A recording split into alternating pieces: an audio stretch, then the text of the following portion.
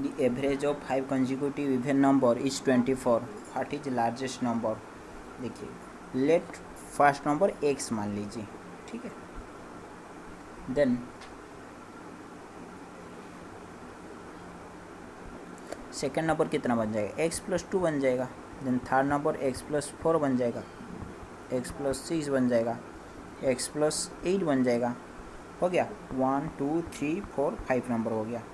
Divide by 5 equal to average 24 given है ना। बस x कितना है 1 2 3 4 5, मतलब 5x प्लस 6 20 2 4 6 8 20 इक्वल टू कितना बन जाएगा 120। मतलब इतना इक्वेशन बन गया। मतलब 5x कितना बन जाएगा, 5x इक्वल टू हो जाएगा 100, x कितना बन जाएगा 20, ठीक है। x आ गया 20, ठीक है। मतलब आपका लार्जेस्ट नंबर पूछा जा रहा है, मतलब x+8 मतलब 20+8 28 बन जाएगा, ठीक है।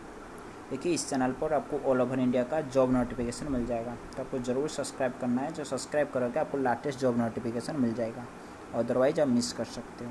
Thank you.